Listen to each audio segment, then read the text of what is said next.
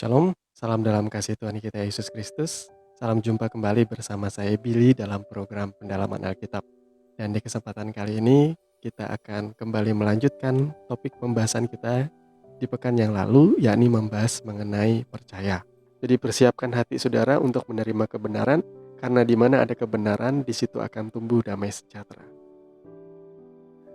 Kemudian kita akan masuk pada poin yang keempat, masih membahas mengenai percaya. Jadi poin yang keempat adalah percaya sekalipun harus menderita bahkan binasa. Nah, untuk memahami kebenaran ini, kita terlebih dulu membaca ayat firman Tuhan yang menceritakan mengenai Sadrak, Mesak, dan Abednego. Mari kita buka kitab Daniel, pasalnya yang ketiga, ayat 14 dan 18. Demikian firman Tuhan, berkatalah Nebukadnezar kepada mereka, apakah benar hai Sadrak, Mesak, dan Abednego, bahwa kamu tidak memuja dewaku dan tidak menyembah patung emas yang kudirikan itu? Sekarang jika kamu bersedia, demi kamu mendengar bunyi sangkakala, seruling, kecapi, rebab, gambus, serdam, dan berbagai-bagai jenis bunyi-bunyian, sujudlah menyembah patung yang kubuat itu. Tetapi jika kamu tidak menyembah, kamu akan dicampakkan seketika itu juga ke dalam perapian yang menyala-nyala.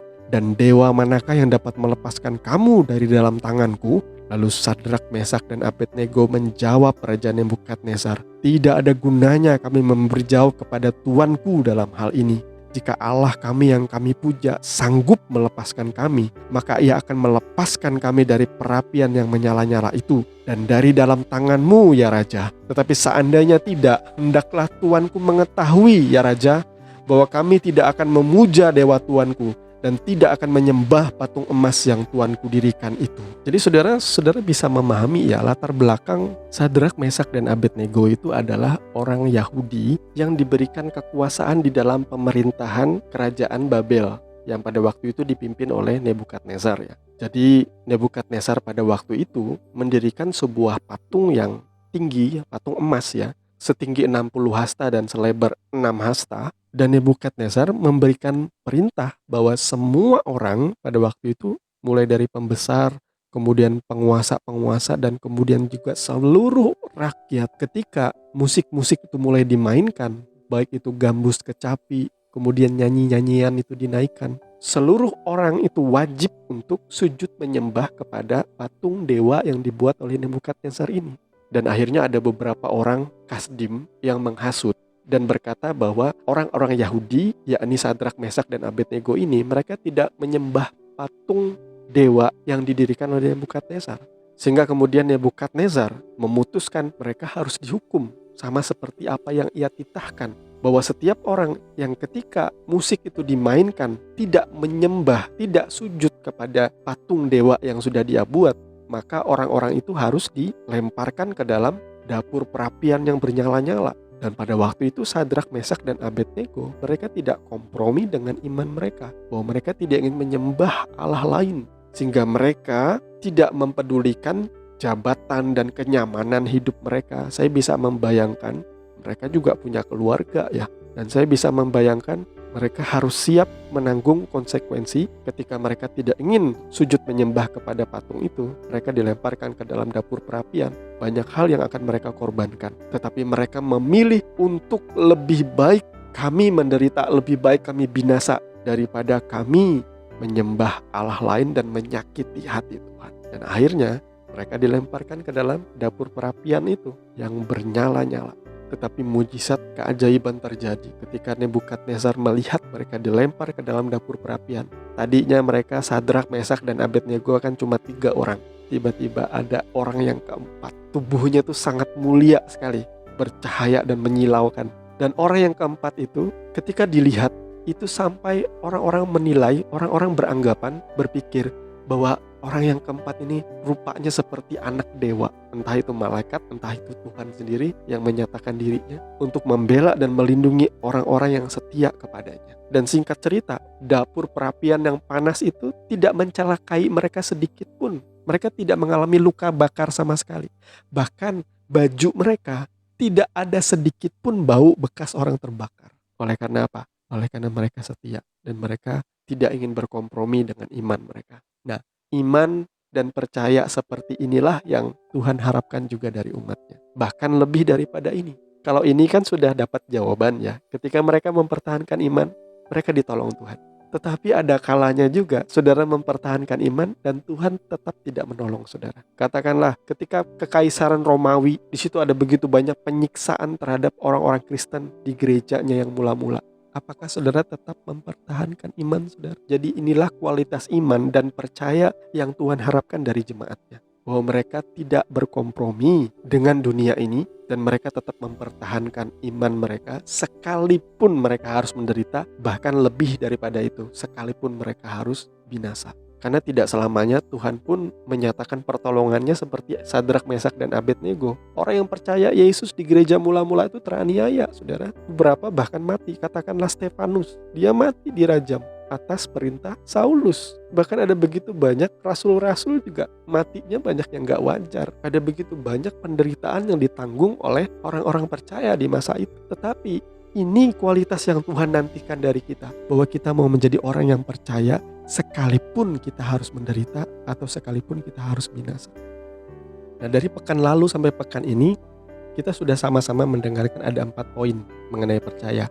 Yakni percaya sekalipun kita tidak melihat. Yang kedua, percaya sekalipun itu bertentangan dengan logika.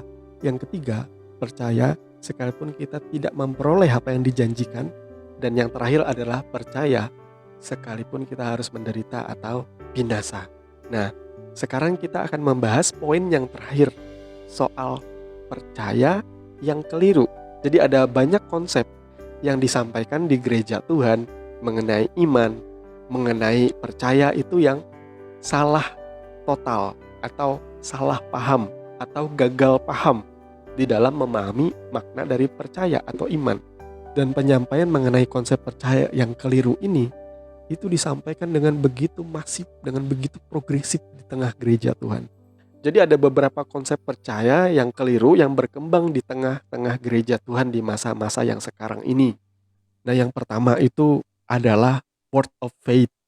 Jadi word of faith ini fokusnya adalah kita bisa menciptakan keajaiban. Kita bisa menciptakan mujizat dengan kita berkata-kata menurut firman Tuhan. Jadi kita tuh seperti bahasa kerennya mengklaim janji-janji Tuhan. Jadi kita kumpulkan ayat-ayat yang bagus-bagus, yang isinya berkat, pertolongan, perlindungan, pemeliharaan Tuhan, janji untuk menjadi orang yang kaya, semakin kaya, luar biasa kaya. Kita diajarkan untuk setiap hari memperkatakan itu kepada Tuhan. Tuhan, aku percaya janjimu di dalam ayat ini yang berkata bahwa aku diberkati Tuhan. Aku percaya aku diberkati Tuhan. Aku pasti kaya, aku pasti berhasil, aku pasti beruntung.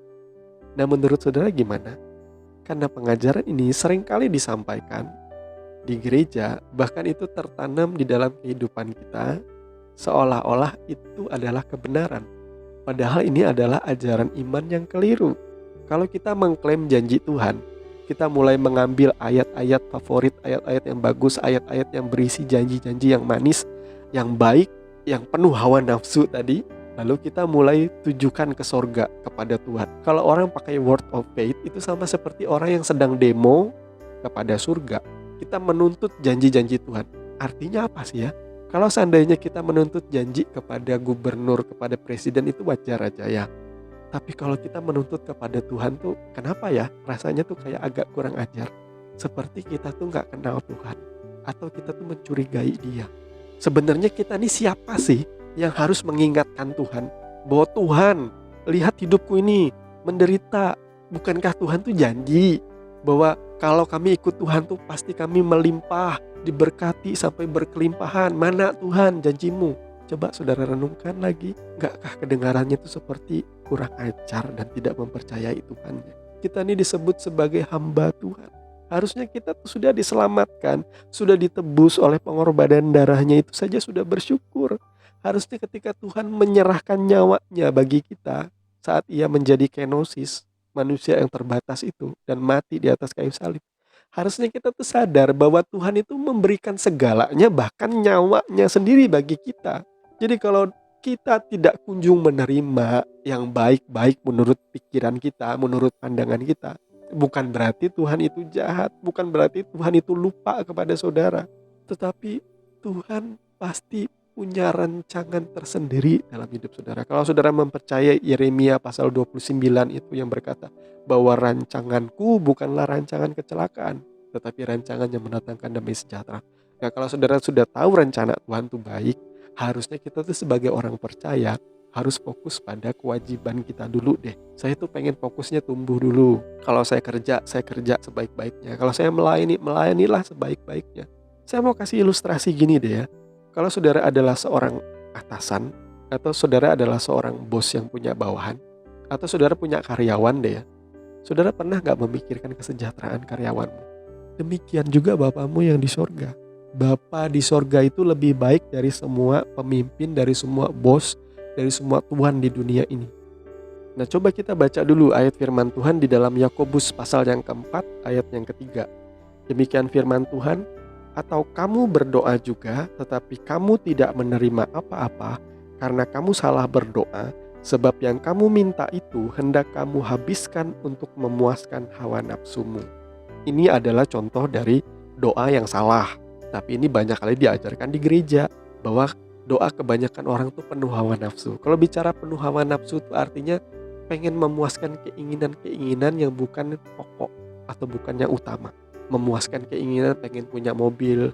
Kita diajarkan untuk berdoa, ayo setiap hari berdoa minta mobil kepada Tuhan. Dengan spesifik, sebutkan mereknya, sebutkan tahunnya. Apakah tahun muda?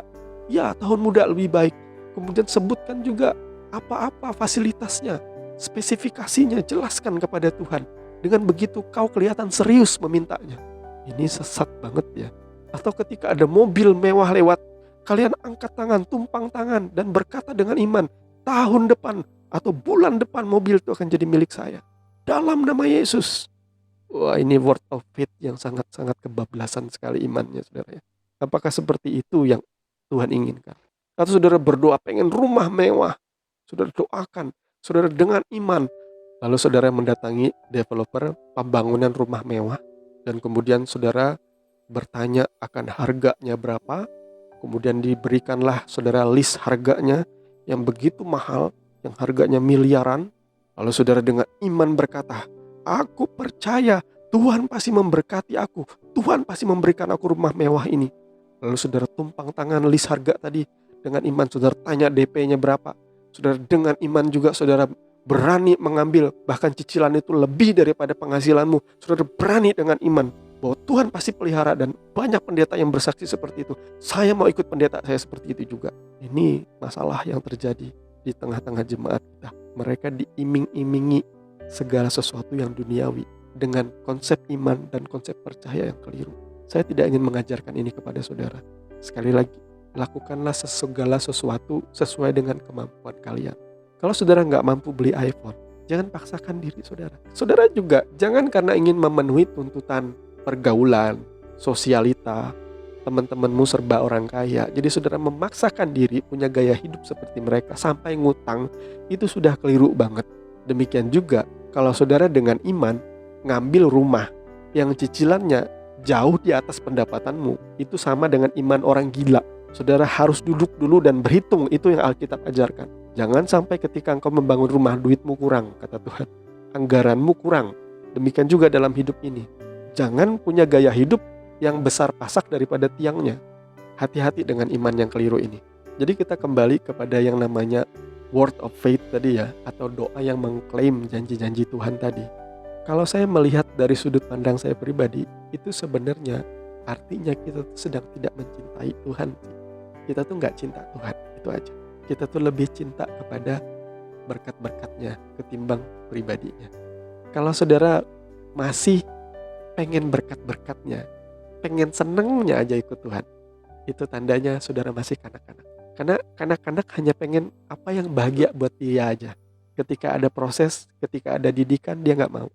Ketika Tuhan bentuk dia untuk kebaikan dia gak mau. Anak-anak yang manja itu ya seperti itu.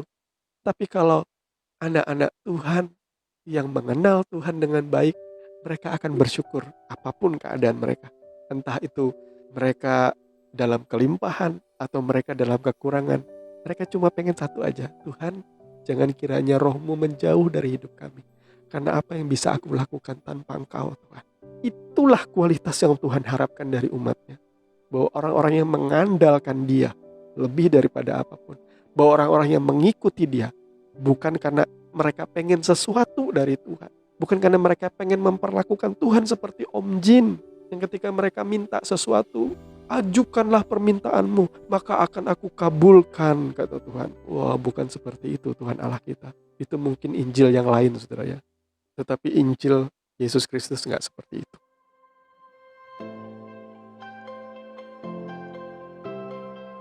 Kita udah sampai pada kesimpulan. Jadi apa yang saudara dapatkan dari pembahasan kita mengenai percaya? Jadi iman yang sejati itu tidak hanya bicara soal kita berdoa dan menerima jawaban daripada Tuhan seperti yang kita harapkan. Tetapi iman yang sejati itu adalah iman yang tetap percaya bahkan sekalipun Tuhan tidak memberikan apa yang kita harapkan. Karena kita tetap bersyukur karena keberadaannya itu jauh lebih penting daripada apa yang kita doakan. Kemudian yang kedua, belajarlah memupuk konsep iman yang benar di dalam hati saudara. Kita mulai cabut konsep-konsep yang keliru mengenai iman yang serakah, yang penuh hawa nafsu, yang hanya ingin menuntut, mengklaim janji Tuhan saja. Puji Tuhan, kita sudah sampai di penghujung acara. Saya berharap pembahasan kita kali ini mengenai percaya boleh memberkati saudara semua dan membawa saudara ke dalam pemahaman yang baru. Mari kita arahkan pandangan kita hanya kepada Yesus dan kita bertumbuh di dalam kebenaran firman Tuhan yang memerdekakan. Kita akan berjumpa lagi di next episode dari program Pendalaman Alkitab. Dan pastinya jangan lupa like, komen, dan subscribe channel ini kalau saudara merasa diberkati. Dan juga nyalakan notifikasi agar saudara mendapatkan info yang terbaru dari konten channel Simply Truth ID. Tuhan memberkati saudara semua. Sampai ketemu dan shalom.